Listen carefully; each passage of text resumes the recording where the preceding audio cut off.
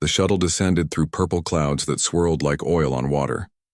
Dr. Sarah Chen pressed her hand against the viewport, watching the alien world grow larger below. Her heart hammered in her chest. 300 years of searching across the stars, and they had finally found them.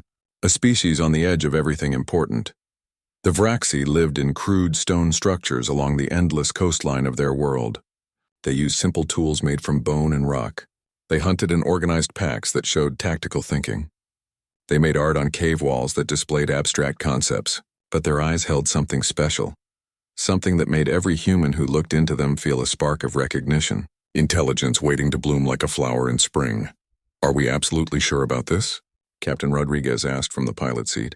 His hands trembled slightly on the controls, making the shuttle wobble in the atmosphere. Once we start down this path, there's no going back. We'll change them forever. Sarah smiled, though her stomach churned with nervousness and excitement mixed together. She had spent her entire adult life preparing for this moment. She had studied anthropology, biology, ethics, and a dozen other fields. She had sacrificed relationships, children of her own, a normal life, all for this. Humanity didn't claw its way out of caves and up to the stars just to keep it all for ourselves. We have a moral responsibility to share what we've learned. What would we be if we kept this gift locked away? The first contact took months of careful, patient work. The Vraxi were naturally cautious creatures, hiding in their caves when the strange beings arrived in their impossibly loud flying machines. But humans knew how to wait. They had learned patience from their own difficult history. They left gifts at the cave entrances. Food that was safe and delicious, tools that made work easier, simple machines that demonstrated basic principles of physics. Slowly, gradually, the Vraxi emerged from their hiding places. Their long, delicate fingers touched the offerings with wonder and careful investigation. The first Vraxi to approach a human was a young female. She came at dawn when the light was soft and gentle. She touched Sarah's hand with one finger, then jerked back. Sarah stayed perfectly still, barely breathing. The Vraxi touched again, more confident this time. Then she made a sound, a clicking noise that came from deep in her throat. Sarah clicked back, imitating the sound as best she could. The Vraxi's eyes widened. She clicked again, a different pattern. Sarah clicked back. It was the beginning of everything. Within a single generation, young Vraxi were learning human languages with the quick adaptability of children everywhere. They learned to read and write. They learned mathematics and basic science. Within 2 generations, they built their first school, a beautiful structure that combined human architectural principles with Vraxi aesthetic sensibilities. Within 3 generations, they looked up at their 2 moons with instruments they had built themselves and dreamed of, touching them with their own hands. The Terran Uplift Council poured resources into the Kepler 442b system like water into dry ground. Teachers arrived by the thousands, volunteers who believed in the mission with religious fervor. Engineers helped build cities that were marvels of design, combining the best of human knowledge with Vraxi needs. Scientists shared knowledge that had taken humanity 10,000 years to accumulate, compressing millennia into decades. The Vraxi absorbed it all like dry earth drinking rain after a drought. They were hungry for knowledge, desperate to understand the universe that had been hidden from them. Commander James Park watched from the orbital station as the first major Vraxi city lit up at night. Electricity coursed through copper wires. Clean water flowed through pipes. Information zipped across the internet they had helped the Vraxi build. The light spread across the dark landscape like stars coming to life. He felt tears on his face and didn't bother to wipe them away. He felt like a proud father watching his child take their first steps into a larger world. "We're doing the right thing," he told his second officer, a woman named Martinez who had been with him for 15 years. "Look at them down there. In just 80 years, they've gone from chipping rocks to building computers. Imagine what they'll achieve in another century. Imagine what they'll contribute to galactic civilization." But not everyone celebrated the success. Back on Earth and throughout human space, the conservative factions grew louder with each Vraxi achievement. They organized protests in major cities. They published papers and books arguing their position. They claimed humanity was playing God, that uplifting other species was dangerous and arrogant. They said every species should evolve naturally at their own pace without interference. They warned of terrible consequences that would come from disrupting the natural order. The Uplift Council ignored the critics. They had ethics committees and oversight boards. They had rules and guidelines. Most importantly, they had the Vraxi themselves as proof. The Vraxi proved the critics wrong with every achievement, every breakthrough, every work of art. They weren't just copying humans like parrots repeating sounds. They were becoming something unique and beautiful, something that blended human gifts with their own inherent nature. The Vraxi developed their own music that made human musicians weep with its complexity and emotional depth. They wrote literature that explored themes human writers had never considered. They created philosophical traditions that asked questions humanity had never thought to ask. They weren't becoming humans with purple skin. They were becoming fully realized Vraxi, with all the potential that had always been locked inside them. 100 years passed in what felt like moments. The Vraxi built starships with human guidance, sleek vessels that combined human engineering with Vraxi innovation. They established colonies on their 2 moons, turning barren rocks into living habitats. They pushed outward to nearby planets, terraforming and settling with the enthusiasm of a young species discovering its power. Their population grew from a few million primitives to billions of citizens spread across multiple worlds. They created art galleries that attracted visitors from across human space. They wrote equations that solved problems humanity had struggled with for generations, approaching old questions from new angles. Dr. Chen, now ancient and gray but still sharp in mind, stood in the Grand Assembly Hall on Vraxi Prime. The building towered above her, so tall she had to crane her neck to see the ceiling. It was built in a style that perfectly mixed human and Vraxi architecture, creating something neither species could have imagined alone. Thousands of Vraxi filled the seats, their purple skin gleaming under the bright lights. They wore robes of office, symbols of their government and institutions. This was civilization in full flower. Today, the Vraxi Premier announced, his voice amplified to reach every corner of the vast space. We celebrate our coming of age as a species. Humanity gave us the greatest gift any species can give another, the gift of knowledge, the gift of civilization, the gift of the stars themselves. We are eternally grateful for what you have done. Sarah felt tears streaming down her weathered cheeks. This was everything she had worked for, everything she had sacrificed for. This was humanity's legacy, written in the stars, not conquest like the empires of old Earth, not domination or exploitation, but creation, nurturing, sharing. This was what made humanity special. The Premier continued, and Sarah noticed his tone shifting slightly. And because we are truly grateful, because we understand the depth of what you have given us, we must now take the next step in our journey. We must learn to walk alone without your guiding hand. Sarah's smile froze on her face. A cold feeling spread through her chest. Humanity has been the most wonderful teacher any species could ask for, the Premier said, his voice carrying genuine emotion. But a student cannot grow forever in the shadow of their master. We cannot forge our own true destiny while humanity guides every step we take. We cannot discover our full potential while you watch over us like parents over children. The words hit Sarah like physical blows. Around the hall, she could see other humans standing in shocked silence, their faces showing the same confusion and hurt she felt. Therefore, after much deliberation and soul-searching, the Vraxi Ascendancy has decided, unanimously and with great respect, that humanity must withdraw from our space.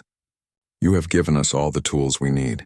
You have taught us everything we require to continue alone. Now we must prove we can use these gifts. Your presence, however well-intentioned, however loving, diminishes us. We will always honor you. We will never forget what you did for us. But we cannot become ourselves, cannot stand as equals rather than students while you remain. The chamber erupted in Vraxi voices, all supporting their Premier with clicks and calls. Not a single dissent, not one voice saying humanity should stay, not one Vraxi standing to argue against this decision. Captain Rodriguez, now an admiral with gray in his hair and lines around his eyes, clenched his fist so hard his knuckles turned white. After everything we've done? He whispered harshly to Sarah. After we gave them literally everything? After we spent a century of our lives raising them up? They're throwing us away like garbage? But Sarah understood even through the pain that felt like a knife in her heart. She thought of human children leaving home, of the biological necessity of independence. She thought of her own daughter, grown and distant, living her own life. It hurt when children left. But wasn't that the point? Wasn't that the goal? They had done their job too well. The Vraxi were ready to stand alone. The evacuation took 6 long months. Every human teacher packed their belongings, saying goodbye to Vraxi students who thanked them, but didn't ask them to stay. Every engineer gathered their tools, watching Vraxi apprentices take over their work without hesitation. Every scientist passed on their final lessons, seeing understanding in Vraxi eyes that no longer needed human interpretation. Every settler left homes they had built with their own hands, leaving behind lives they had created. The Vraxi were polite throughout the process. They were respectful. They thanked every departing human personally, holding ceremonies and giving speeches. But they were also firm. They did not waver. They did not ask anyone to reconsider. They did not offer compromises or exceptions. The decision was final and absolute. On the last transport leaving orbit, Sarah looked down at the glowing cities one final time. Vraxi ships filled the space around their world, beautiful vessels moving with confidence and purpose. They were utterly independent now, utterly capable. They didn't need humanity anymore. Maybe they never really had after that first crucial gift of knowledge. "We did the right thing," she whispered, though her heart ached with a pain she hadn't expected. "They're ready. They're whole. They don't need us anymore." Rodriguez sat beside her in the cramped transport, his face hard and bitter. "Then why does it feel like we've been used and thrown away? Why does it feel like we poured our hearts into something that just spit in our face?" Sarah had no answer. She watched Vraxi Prime shrink to a point of light, then disappear entirely as they jumped to hyperspace. The view shifted to the swirling colors of faster-than-light travel, and Sarah felt her stomach lurch.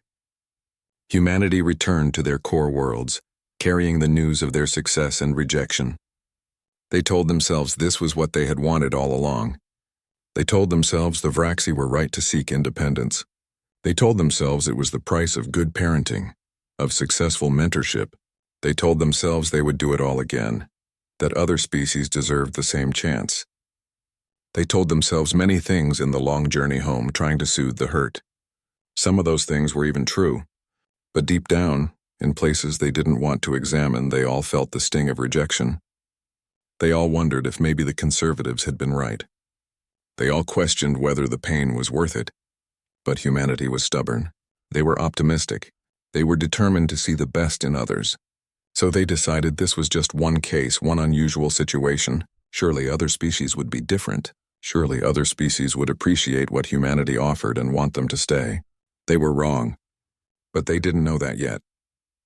The Delphari swam through their ocean cities with grace that made human observers weep at the beauty. Their bodies moved like liquid silver through the water, bending in ways that seemed to defy physics. The cities they built beneath the waves were marvels of architecture, combining functionality with artistry in ways humanity had helped them achieve. Humanity had given them fusion reactors that worked in the crushing pressure of deep ocean trenches. They had taught them mathematics and engineering adapted specifically for aquatic life, for creatures who thought in 3 dimensions without a surface to orient by. For 200 patient years, humans lived in underwater habitats alongside the Delphari. They wore pressure suits that made them clumsy and slow. They breathed through masks that limited their words.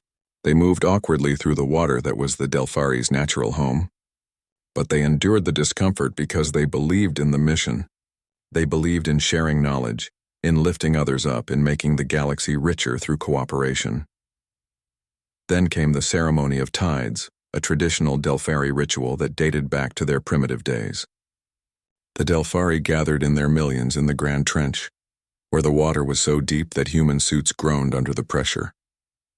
They sang their gratitude in harmonies that made human listeners weep, even through their confusion.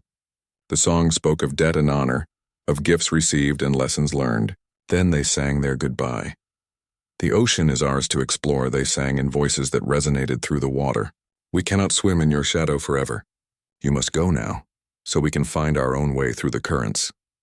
General Marcus Stone watched from the surface station as the last human habitats were towed away by heavy transport ships. His jaw was clenched so tight it ached. "It's happening again," he said to no one in particular, his voice flat with disbelief. "They're doing exactly what the Vraxi did. The Kresh were fundamentally different from any species humanity had encountered before. They were a hive mind, spread across millions of individual bodies but sharing one consciousness. Teaching them had been one of the most challenging tasks humanity ever attempted. How do you communicate with a mind that thinks in swarms instead of individuals? How do you help a species that experiences reality in ways completely alien to human consciousness? But humanity had persevered. They spent 3 careful centuries learning to communicate, developing technology that let the Kresh collective consciousness span entire star systems. They helped the Kresh understand concepts that were foreign to a hive mind, like individual art and personal expression. In return, the Kresh taught humanity about consensus reality and shared experience. The Kresh built structures that looked like massive insect hives, but were actually sophisticated living computers. Each individual Kresh body was a node in a network of consciousness. They composed poetry where every word was spoken by a different body, creating performances that required thousands of participants. They mastered biotechnology in ways humans never imagined, growing their technology instead of building it. Then the Great Swarm gathered.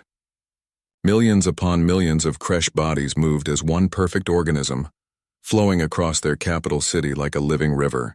They arranged themselves in patterns, their bodies forming words visible from orbit. The message was simple and absolute. Thank you. Goodbye. We must grow alone. Ambassador Chen, Sarah Chen's great-granddaughter carrying on the family legacy, stood in the center of the living message. She was surrounded by thousands of Kresh bodies, all perfectly still, all focused on her. She felt the weight of history pressing down on her shoulders. We can still help you, she pleaded, knowing it was useless but needing to try. There's so much more we can share, so much more you can learn. But the Kresh were absolute in ways only a hive mind could be. Everybody spoke the same words at the same moment, creating a sound that was terrifying in its unity.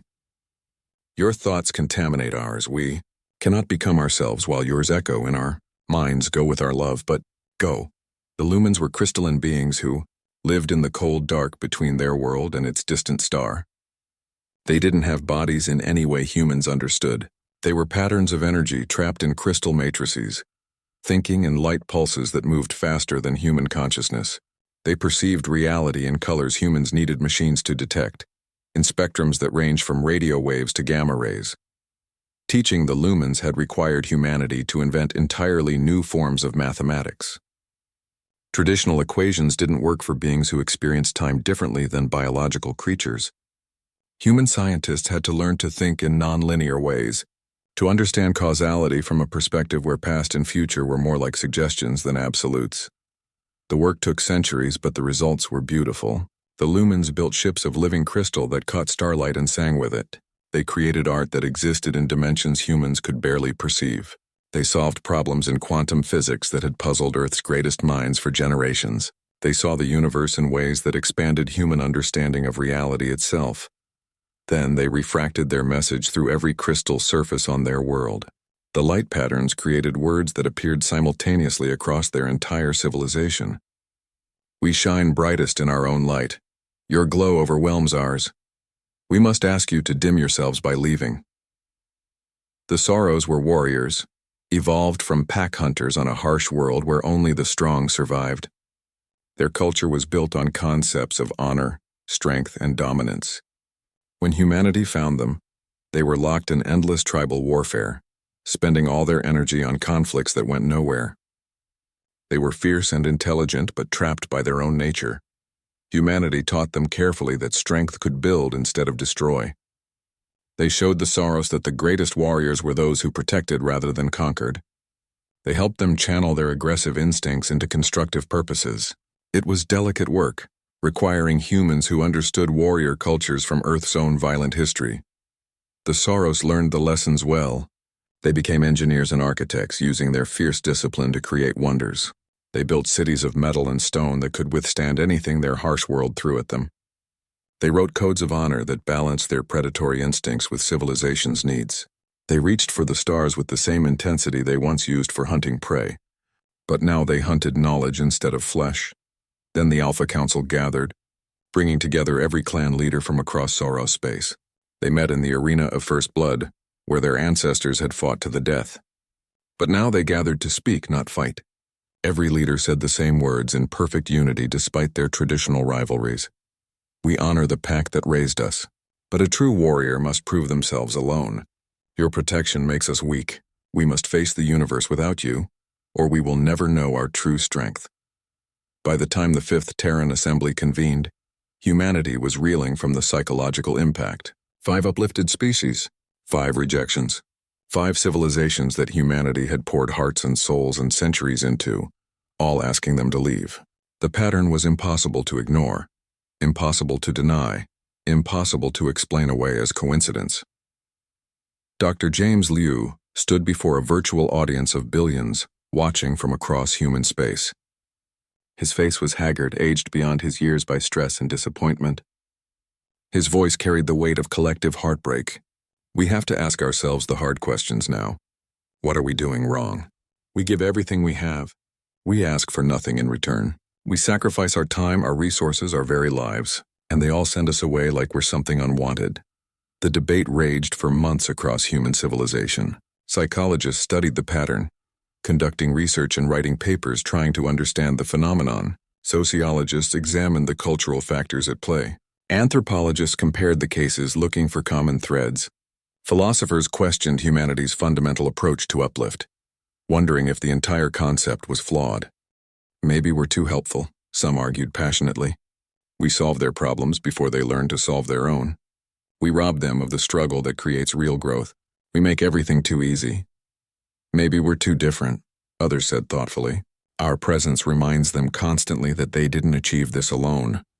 They can never take full pride in their accomplishments while we're standing there. We're living proof of their dependence. Maybe they're just ungrateful, the bitterest voices claimed angrily. Maybe we've been naive fools wasting our time on species that don't deserve what we've given them. Maybe we should have listened to the conservatives who warned us this would happen. Entire human worlds fell into collective depression. Mental health facilities overflowed with people struggling to find meaning. Suicide rates climbed steadily upward. The great project that had defined humanity for 500 years was crumbling, and people didn't know who they were without it. Generations had grown up believing humanity's purpose was to uplift others. Now that purpose felt hollow and pointless. The political factions that emerged from the crisis represented fundamentally different visions of humanity's future. The benefactor faction insisted they had to keep trying, that giving up was not in humanity's nature. We can't abandon the mission just because it's painful, they argued. That makes us as alone as if we'd never met anyone at all. We have to keep reaching out, keep sharing, keep trying. The isolationists wanted to seal human borders and focus inward. Let them figure it out themselves, they said bitterly. We'll focus on making humanity greater, on solving our own problems, on building our own civilization. We owe them nothing, and they've proven they don't want us anyway. But it was Admiral Keiko Zhao who proposed something fundamentally different, something that would change humanity forever. She stood before the assembly in her dress uniform, decorated with medals from 100 worlds that no longer wanted her presence. Her voice was calm but carried an edge of steel. We're asking the wrong question, she said simply. We keep asking what we did wrong, how we failed, why they don't want us. But maybe we did everything right. Maybe this is just what happens when children grow up. They leave home. It's natural. It's healthy. It's what we wanted, even if it hurts. So what do we do? Someone shouted from the audience, voice cracking with emotion. Just accept the pain? Keep putting ourselves through this? Joe smiled, but it was a hard smile, sharp like a knife's edge. No, we stop living on their worlds. We stop building our homes in places where we can be kicked out. We stop depending on their acceptance or approval. We take to the void itself, the space between stars. We build our civilization in the dark where no one can tell us to leave. Let's see them banish us from nothing. The proposal seemed insane to many. Humanity had always been planetary creatures, needing worlds beneath their feet and skies above their heads. Even their finest space stations orbited planets, relied on them for psychological comfort and resources. The idea of abandoning planets entirely was alien to human nature. But Zhao's words struck something deep in the collective consciousness. A species tired of rejection, a people looking for somewhere they could never be told to leave, a civilization that wanted to build something permanent, something that couldn't be taken away by ungrateful children. The vote was incredibly close, splitting humanity almost perfectly down the middle. Almost half wanted to stay the course, to keep uplifting species despite the pain, because that's what good people did. But the other half was tired in ways that went soul deep, tired of being thanked then dismissed, tired of building civilizations for others while their own people suffered, tired of pouring love into bottomless vessels that never filled. The motion passed by the narrowest possible margin, just a few percentage points. Humanity would attempt the impossible. They would leave planets behind entirely, building their civilization in the cold dark between stars. They would become something new, something that had never existed before. They would become the Voidwalkers. As the assembly ended and representatives filed out in troubled silence, Zhao looked out at the stars through the massive viewport. Somewhere in that darkness, 5 civilizations thrived on what humanity had given them. They thrived and forgot and pushed away the hands that had lifted them up. They lived comfortable lives and told themselves stories about their own greatness, conveniently forgetting the centuries of help that made it possible. "Let them have their precious independence," she whispered to the stars. "Let them keep their worlds and their pride and their convenient amnesia. We'll build something they can't reject because they can't even reach it. We'll make the void itself our home." She turned away from the window, her face set with determination. The age of humanity's heartbreak was ending. The age of humanity's transformation was about to begin. They had been rejected by their children, but they were about to become something those children couldn't imagine. They were about to become creatures of the void. The construction began in the dark spaces between stars, where no sun shone and no world turned beneath the feet. Admiral Keiko Zhao watched the first O'Neill cylinder take shape through the reinforced viewport of her command ship. It was massive beyond human scale, stretching kilometers in length. It spun slowly on its axis to create artificial gravity inside through centrifugal force. When complete, it would house 1 million people and never touch a planet's surface.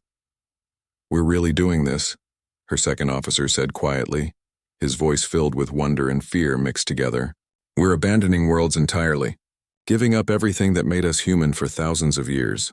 Zhao shook her head firmly. "No, we're not abandoning what makes us human.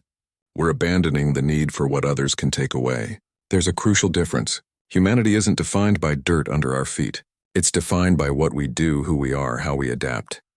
The cylinder was just the first of thousands. Across human space, the largest construction projects in history began simultaneously. Generation ships designed to fly forever without landing.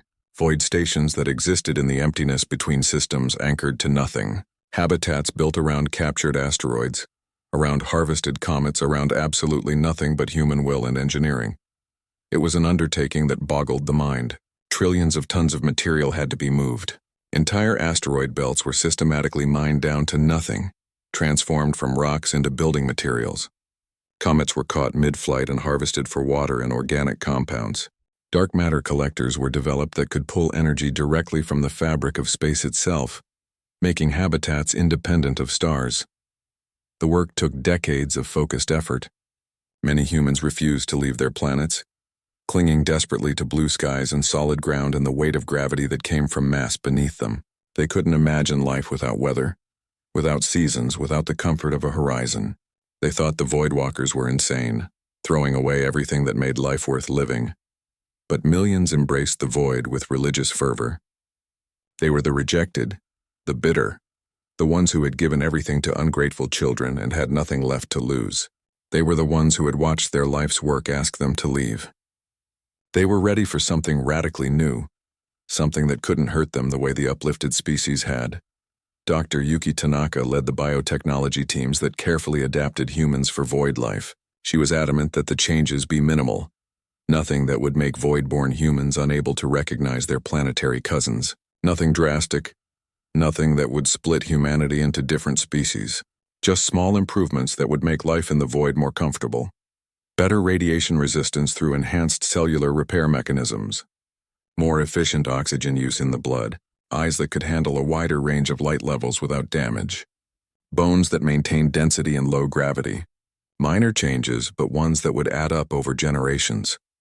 "We're not leaving humanity behind," she insisted to the critics who called her work unnatural and dangerous. "We're becoming what we need to be to survive in our new home. Humans have always adapted to new environments. This is just another step in our long journey. The first void cities came online one by one, each a triumph of engineering and determination. Humans learned to live without weather, without the comforting rhythm of day and night cycles dictated by a planet's rotation. They learned to thrive without the psychological security of a world beneath their feet. They adapted to spaces where up and down were arbitrary concepts, where the only gravity was what they created themselves. They built massive solar collectors that captured light from distant stars, channeling that energy into their habitats. They created fusion reactors that powered entire cities, miniature stars contained by human technology. They mastered recycling until waste became a foreign concept. Everything was reused, reconstituted, repurposed. They needed nothing from planets, nothing from the civilizations that had rejected them. The Void Dwellers developed their own culture, distinct from planetary humans. They thought differently, moved differently, saw the universe from a perspective that planetary minds struggled to grasp. They were comfortable in ways and places that made planet-bound humans deeply uncomfortable. They were becoming something new while remaining fundamentally human. Then came the message from the Ethereals, and humanity faced a moral test. The Ethereals were the 10th species humanity had uplifted, though by that time the benefactor faction had grown small and tired. Most humans had lost their enthusiasm for uplift after 9 rejections. But some still believed, still held onto the dream of a cooperative galactic civilization. They had convinced enough others to try one more time. The Ethereals were energy beings, creatures without solid form who lived in the upper atmospheres of gas giants. They were patterns of electromagnetic force held together by quantum effects that physics barely understood. Teaching them had required developing entirely new branches of physics that bent reality in uncomfortable ways. But humanity had done it successfully.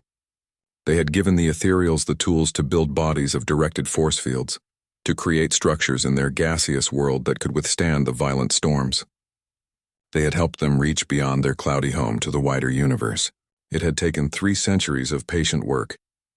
Now the Ethereals sent a desperate plea across the stars, a message that crackled with fear and urgency.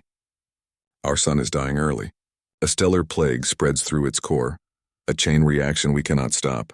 We do not have the technology to fix this. Please, humanity, we know we will ask you to leave when this is done. We understand the pattern. We know what we are. But please help us one more time. Our children will die if you do not. 700 years passed in the void, and humanity evolved in ways that went far beyond simple biology.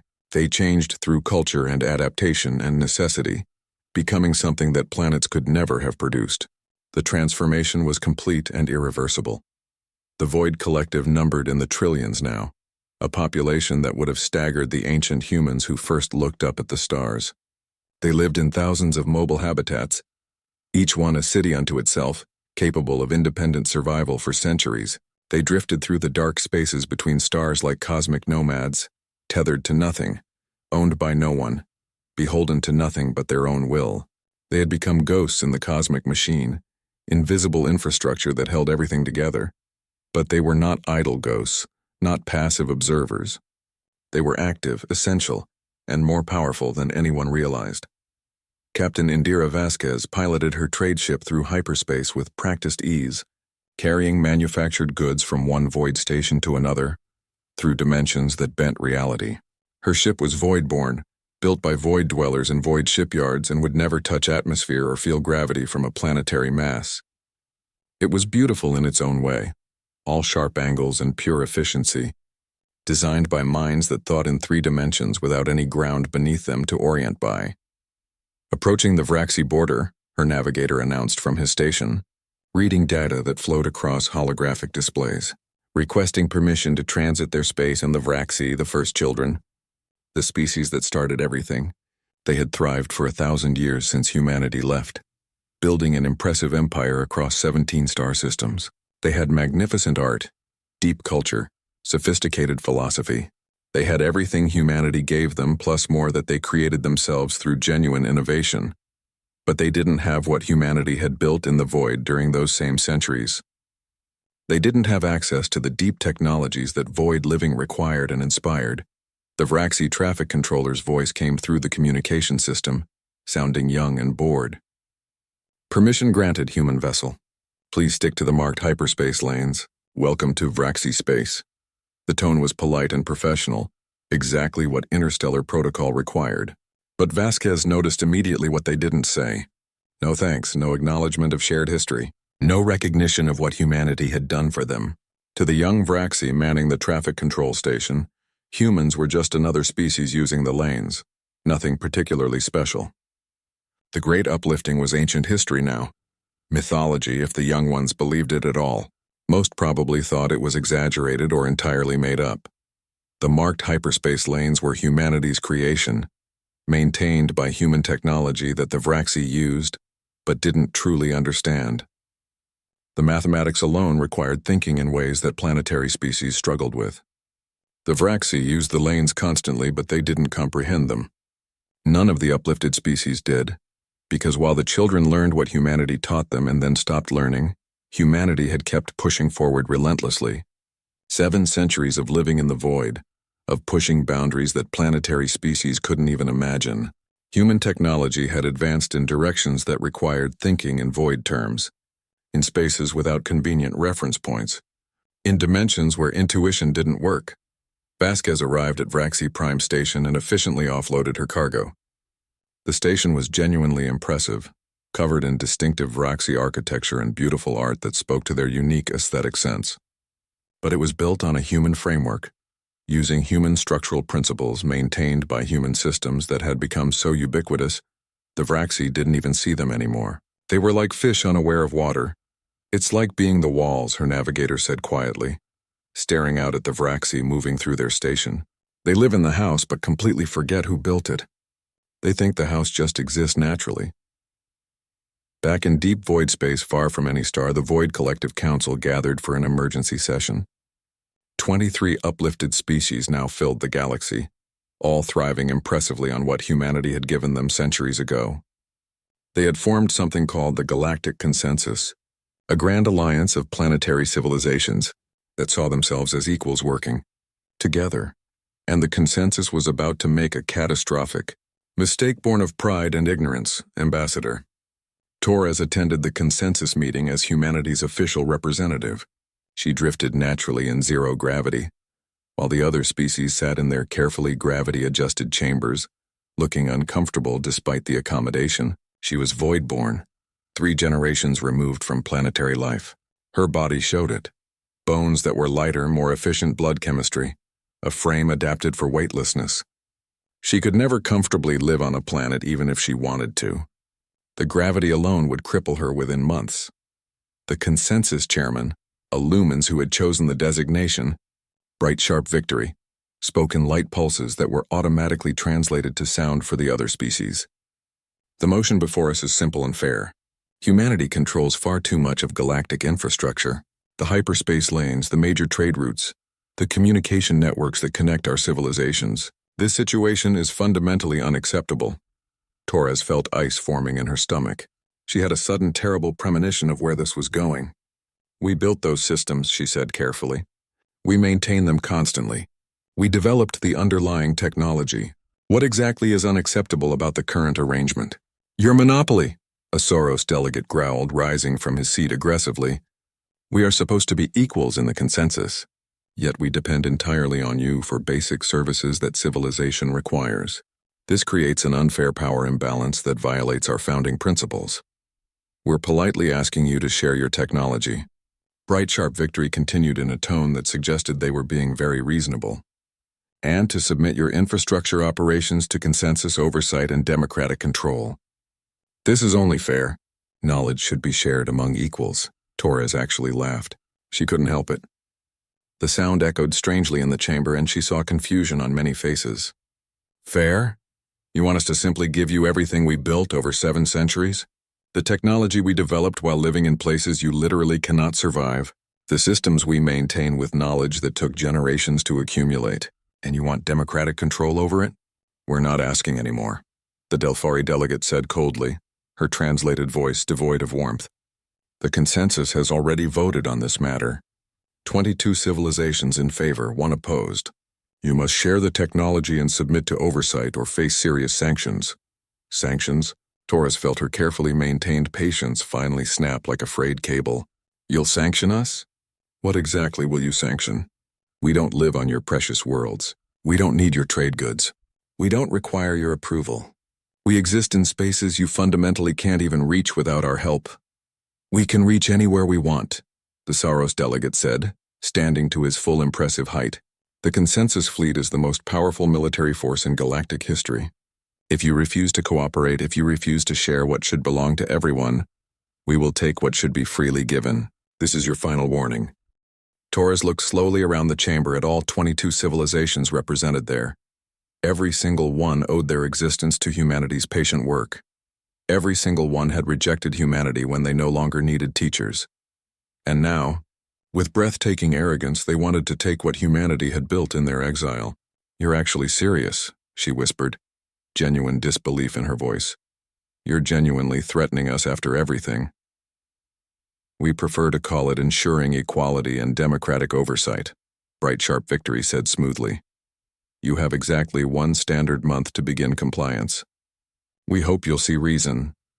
Torres left without another word, her face carefully blank.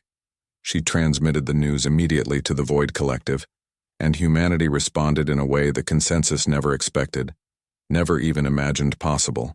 They did absolutely nothing. The consensus fleet launched exactly 30 days later with great fanfare and ceremony. 2,000 warships from 22 different civilizations, representing dozens of different design philosophies. It was the largest military force ever assembled in galactic history, an armada that could have conquered old Earth 1,000 times over. They divided into multiple task forces, each targeting what intelligence identified as major human void stations. Admiral Chen 12, commanding void defense from a station that existed in a dimension slightly sideways from normal space, watched the consensus fleet approach on sensors that detected things most species didn't know existed. "They really think this will work," he said with genuine amusement in his voice. "They think they can threaten us into compliance." "Should we prepare to fight them?" his tactical officer asked nervously, hands hovering over weapon controls. Chen 12 smiled coldly. "No, we don't fight. Fighting would imply they have something we want or need. Instead, we simply leave." The order went out across the entire Void Collective, through channels the consensus didn't know existed. Every habitat, every station, every void city received the same simple instruction: move, go deeper, fade into the dark. The consensus fleets arrived at the coordinates of major void stations expecting confrontation. They found absolutely nothing. Not debris from destroyed stations, not abandoned structures, not even sensor ghosts or radiation signatures, simply nothing at all. The massive habitats had moved, slipping deeper into dimensions and spaces where the consensus couldn't follow, couldn't even detect. And they took absolutely everything with them. The hyperspace lanes shut down first, all across consensus space simultaneously. Ships traveling between consensus worlds suddenly found themselves stranded in normal space. Their journeys that normally took comfortable days now taking decades or even centuries at sublight speeds. Thousands of ships found themselves trapped between stars with no way home. The communication networks went dark next. Civilizations that had grown dependent on instantaneous communication across light years suddenly found themselves isolated, cut off, unable to coordinate. It was like someone had cut all the telephone lines at once. The trade routes vanished. The carefully maintained paths through dangerous space that allowed safe commerce simply stopped existing. Pirates and natural hazards that had been suppressed for centuries suddenly became threats again. On Vraxi Prime, lights flickered ominously across the capital city. Their power grid relied heavily on human-built reactors, maintained by human systems, supported by human technology. Those systems stopped responding to commands. Engineers frantically tried to understand technology they'd used for centuries, but never truly comprehended. On Delphari Ocean World, deep underwater cities lost life support systems. The technology was human-designed, human-maintained, human-dependent.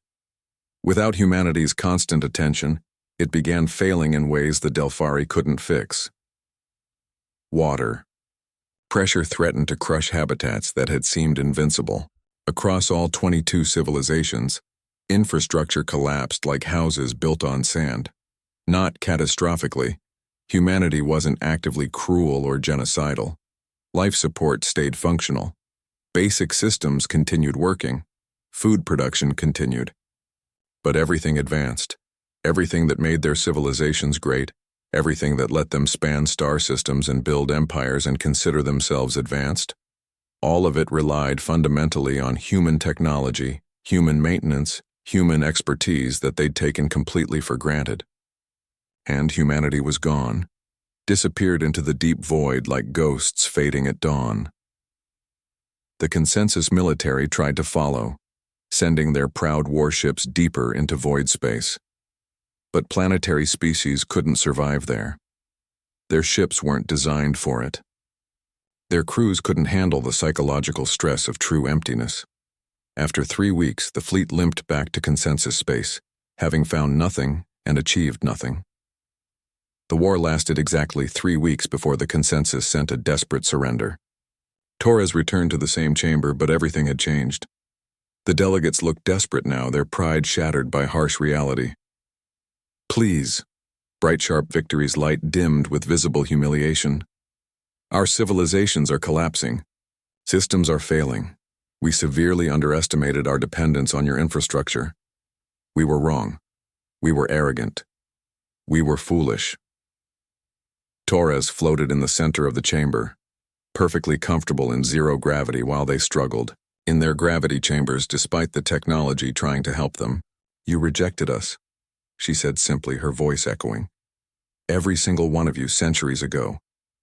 You called us shadows you had to escape. You sent us away from spaces we had built with our own hands, poured our hearts into. And when we went to the void where you couldn't reject us anymore, where we built our own civilization independent of you, you tried to take even that. You tried to steal what we built in exile. We were afraid, the Delphari admitted, her voice small. We didn't realize how much we still depended on you. How much we still needed you. We thought we were independent. That's the fundamental problem, Torres said, her voice hard as steel. You still think you need us. You don't understand that we don't need you at all. We're void dwellers. We exist in the spaces between your civilizations. You're entirely welcome to your planets and your systems and your grand consensus and your illusions of equality. But the void is ours. Absolutely and forever ours. That can never change. The Void Accords took 6 months of painful negotiation to finalize. Humanity would graciously return their infrastructure and resume maintenance, but on entirely new terms that reflected reality. The void belonged to humanity, absolutely and forever. No consensus authority could extend into it under any circumstances. No consensus law could touch it. No consensus oversight could apply. In exchange, humanity would maintain the invisible connections between worlds, the lanes through hyperspace that made interstellar civilization possible, the communication networks that held everything together. They would continue being the invisible foundation beneath galactic civilization. But they could never be rejected again, never be expelled, never be told to leave. Because you can't remove the foundation from a building without the building collapsing. And humanity had become the foundation itself. The galaxy learned a painful lesson. You can reject your parents when you're young. You can demand independence and send them away. But you can't reject the ground beneath your feet. You can't reject the walls holding up your roof. And humanity had become exactly that. The invisible, essential, absolutely critical foundation that everything else was built upon. The ungrateful children went back to their lives, properly chastened, and humanity disappeared back into the void where they were most comfortable. Silent and invisible and absolutely in control of everything that mattered. 1,000 years of peace followed the Void Accords, and humanity became something beyond what anyone had imagined. They transcended civilization as other species understood it, moving past culture into something that defied easy categorization. They became mythological in the truest sense. The Voidborn, some called them, with reverence and fear mixed together. The Star Shepherds, the Silent Guardians, the Watchers in the Dark. Children on consensus worlds grew up hearing stories about the mysterious beings who lived in the cold dark between stars, who maintained the invisible threads that held galactic civilization together, who appeared when needed and vanished when their work was done. Most people in consensus space had never actually seen a human in person. Humanity rarely visited planets anymore, finding the gravity oppressive and the atmospheres claustrophobic. They had evolved over the centuries, both culturally and physically, into something specifically designed for void life. The changes had accumulated gradually over generations until void-born humans were distinctly different from their ancient ancestors. Their bodies were taller and thinner, built for environments without gravity. Their bones were hollow like birds, making them light and fragile on planets but perfect for the void. Their eyes could see in near-complete darkness, adapted to spaces where starlight was often the only illumination. They could survive in hard vacuum for several minutes without suits, their bodies able to seal and protect vital functions temporarily. They were still recognizably human, still the same species genetically. But they were also fundamentally other, changed by 1,000 years of living where no planetary species could follow or survive. Lieutenant Kira Okonkwo stood on the outer hull of her ship, wearing nothing but a thin pressure suit that was more like a second skin than traditional armor. Magnetic boots held her to the metal surface while she performed routine maintenance. She was 4 generations void-born, the product of families who had never touched a planet. She had never breathed planetary air and had absolutely no desire to try. The void was home in every way that mattered. The cold, the dark, the endless silence. These were comfort, not threat. Her ship was beautiful in a way that defied planetary aesthetics. It was built without the constraints of atmosphere or gravity, all flowing curves and pure efficiency. It didn't have traditional decks or floors because there was no up or down in the void. It was simultaneously sculpture and machine. Moving through space with organic grace. Kira, you need to see this immediately. Her sensor operator called urgently through her helmet comm. She pulled up the data on her helmet display and felt her blood go ice cold despite her thermal regulation. That's not possible. The readings must be wrong, but the sensors didn't lie. They never lied. And the data was unambiguous and terrifying. Something was eating stars, consuming them entirely, extinguishing suns that had burned for billions of years. The anomaly appeared first in the galactic rim, far from populated consensus space where few bothered to look. A star that had burned steadily for 4 billion years suddenly went dark, winking out of existence like a candle flame. Then another star died, then 10, then 100, then entire clusters began going dark. The Void Collective watched with growing alarm, their sensors tracking the pattern of extinction. When the first inhabited consensus world went dark, its sun simply extinguished. Like someone had flipped a switch. Humanity realized they faced something beyond anything in their experience.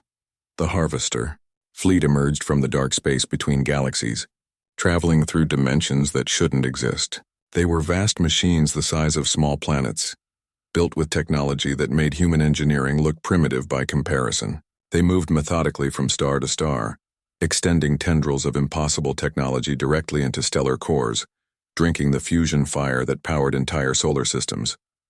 Behind them, they left only darkness, systems without suns, worlds freezing as their heat sources vanished, civilizations dying in the cold and dark as their suns were consumed. The consensus sent their fleets to fight with typical confidence in their military power. 2,000 warships, the pride of 23 civilizations working together, approached the nearest harvester with weapons charged. They represented centuries of military development and cooperation. They fired everything in their arsenal: mass drivers that could crack planets, lasers that could vaporize asteroids, missiles with exotic warheads, weapons that bent the laws of physics. The harvester didn't even acknowledge their existence. It continued its methodical work, draining the star of its energy, completely ignoring the attacks like a human might ignore raindrops or mosquitoes. The weapons that could destroy planets had absolutely no effect on its hull. When it finished consuming the star, it simply moved to the next system in its path.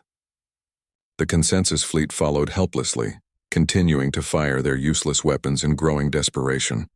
On Vraxi Prime, now ancient and honored as the birthplace of the first uplifted civilization, the Premier called an emergency session of their government. "We need humanity," he said simply, his voice carrying through the chamber. "This threat is beyond anything we can handle alone." The chamber immediately erupted in argument. 1,000 years had passed since the last major crisis, and pride had returned with time and success. "We are the consensus," delegates argued passionately. "We are 23 advanced civilizations working together. We have technology, military power, scientific knowledge. We cannot go begging to the void dwellers like helpless children. Then we die in the dark with our pride intact. the Premier said flatly, cutting through the debate. Choose now. Send the message to humanity or watch our sun die. The request reached Void Station Omega, humanity's largest habitat and the unofficial capital of Void civilization. It hung in deep space, far from any star, a structure so massive it had its own noticeable gravity well. Fleet Admiral Sarah Zhao Torres, a direct descendant of both legendary leaders whose names she carried, received the message personally in her command center. They want our help, her second officer said, his tone carefully neutral but unable to hide the irony everyone in the command center felt viscerally. Of course they want our help, Zhao Torres replied, leaning back in her zero-gravity chair. They always want our help when things go badly. The question we must answer is whether we give it this time. The debate raged through the Void Collective for weeks, spreading across thousands of habitats and billions of people. Some wanted to refuse completely, to let the ungrateful children finally face the consequences of their pride and arrogance. Others argued that humanity had a moral responsibility to the galaxy, regardless of past treatment, but most fell somewhere in the complicated middle. We help, Zhao Torres finally declared after consulting with the Council. Not because they deserve it, not because they asked nicely or apologized for past treatment, but because we're humanity, and helping is fundamentally what we do, even when it hurts us. Even when we're rejected and insulted and used. We help because that's who we choose to be. The Void Fleet assembled in numbers the consensus had never witnessed.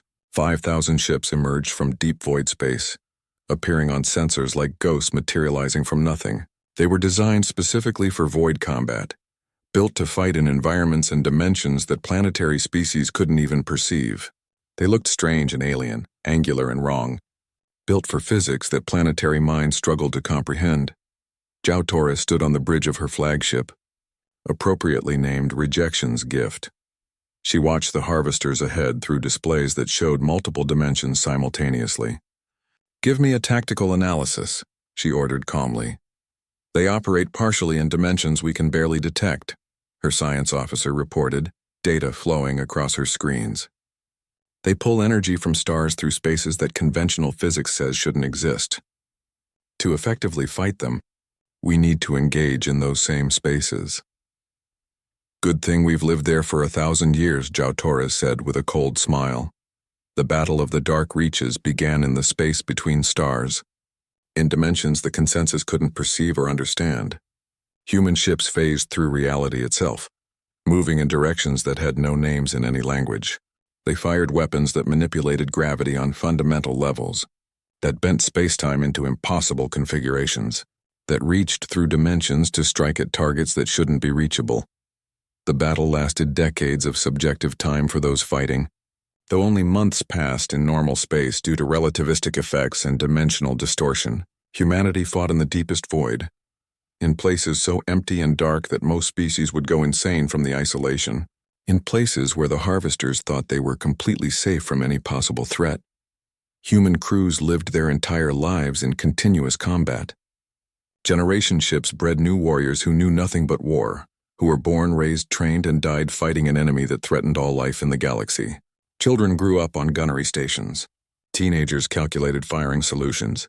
Adults gave their lives to buy seconds of advantage. The cost was absolutely terrible. Millions of human habitats were destroyed, turned to debris and scattered atoms. Billions of people died in the cold vacuum or in explosions that briefly created new stars. Entire cultural groups were lost, unique traditions and knowledge wiped from existence. Families were shattered. Bloodlines ended. But humanity had one crucial advantage the harvesters never anticipated. The harvesters were used to fighting species that needed worlds that required light and warmth and solid ground beneath them, species that had homes to protect and couldn't leave them. They weren't remotely prepared for beings who lived naturally in the void itself, who thrived in complete darkness, who called the cold emptiness home and were comfortable there. One by one, the harvesters fell to human weapons and tactics. Human firepower reached into their dimensional hiding places and tore them apart from the inside. Human tactics adapted faster than the harvesters could adjust their defenses. Human determination, that legendary, stubborn, spite-driven determination that defined the species, simply refused to ever stop or give up. The final harvester died in a flash of impossible light that briefly illuminated 100 light-years of space. Its death throes rippled through 17 dimensions simultaneously, creating gravitational waves that would be detected for centuries. When the terrible light finally faded, the galaxy was safe from the extinction threat, and humanity was forever changed by what they had endured. João Torres stood in the shattered ruins of her flagship, atmosphere leaking from 100 hull breaches, emergency systems barely maintaining life support. Half her crew was dead, their bodies floating in compartments now open to vacuum. Around her position, what remained of the Void Fleet gathered slowly. Barely half the ships that had entered the battle returned. The consensus sent message after message of gratitude and praise. They offered rewards beyond measure, honors and titles, territory and resources. Literally anything humanity wanted. They called humans saviors and heroes and the greatest warriors in galactic history. They built monuments and wrote songs and created holidays. But humanity didn't answer for months. They were too busy mourning their millions of dead. Too busy trying to repair their shattered habitats. Too busy simply surviving the aftermath of apocalyptic war. When João Torres finally responded, exhausted and grieving, her message was devastatingly brief. We didn't do it for you. We did it because the galaxy is our home too. We live in the spaces between your worlds. If those spaces died, so would we eventually. Don't thank us. Just remember what it cost. Remember who paid the price. The consensus wanted to throw massive celebrations to honor their saviors with parades and ceremonies and public recognition, but humanity declined every single invitation without explanation. They retreated back into the void, back to the darkness they preferred and understood, back to mourning their losses in private. On Vraxi Prime, the premier, great-great-grandson of the one who had first rejected humanity so long ago, stood at his office window looking up at the stars that still burned because humanity had saved them. Somewhere in the dark between those points of light, humanity lived and suffered and rebuilt, protected the galaxy and asked for nothing in return. We rejected them, he said softly to his closest advisor, shame heavy in his voice. Every civilization they created, we all sent them away. We told them we didn't need them, didn't want them. And still they came when we called. Still they saved us at terrible cost. Perhaps that's what truly makes them humanity, the advisor replied thoughtfully. Not that they help when appreciated or thanked, but that they help anyway, even when rejected, even when used. They help because that's who they chose to become. In the void, humanity slowly rebuilt over decades. They mourned their staggering losses properly and learned from the brutal battle. They grew even stranger, even more adapted to the dark, even more comfortable in spaces that made planetary beings deeply uncomfortable just thinking about them. They became truly what 1,000 years of rejection had forged them into, neither planetary nor stellar, but something that existed in between. The Void's children forever and absolutely, young humans born after the war were taught carefully about the uplifted species, about the ancient pattern of rejection, about the great battles their ancestors fought. But they were also taught pride, not pride in being thanked or recognized, but pride in being absolutely essential, whether anyone acknowledged it or not. We are the foundation they build on, teachers said to students floating weightless in classroom habitats. We are the spaces between their worlds. They rejected us from their homes centuries ago, so we built our home in the rejection itself. And from that rejection, from that pain and exile, we became what the galaxy needed most. Beings who don't need gratitude or recognition to do what's right. The consensus civilizations thrived again. Their stars burning bright, their worlds warm and full of life. They told elaborate stories about humanity, myths that grew more exaggerated and fantastic with each passing generation. The silent guardians who watched from the dark, the void dwellers who could not be seen but were always present, the species that saved everyone and asked for nothing, wanted nothing, needed nothing from anyone. But humanity didn't care about the stories or the myths. They lived contentedly in the dark spaces, doing work no one else could do, maintaining the invisible infrastructure that made galactic civilization possible. They were forever apart from the species they had created and saved, forever essential to those species, forever unwelcome on their worlds. And they had learned over 1,000 years to be genuinely satisfied with that arrangement, because in the end they didn't need to be welcome to belong. They didn't need to be loved to matter profoundly. They didn't need recognition to know their own worth. They just needed to be themselves, stubborn, determined, impossible humanity. The ungrateful children slept safely and comfortably in their beds because rough humans stood ready in the void, watching and protecting. And if those children never thanked them, never truly acknowledged them, never welcomed them home, well, humanity had stopped needing that validation 1,000 years ago. They had the infinite void. They had each other and their own culture. They had purpose and meaning, and they had proven beyond any possible doubt that rejection could not break what it had actually forged into something stronger. In the deepest dark between the stars, humanity continued their eternal watch, silent guardians, rejected children who became protectors, the foundation that could never be removed because removing it would collapse everything built upon it, the end, and yet also the beginning of forever.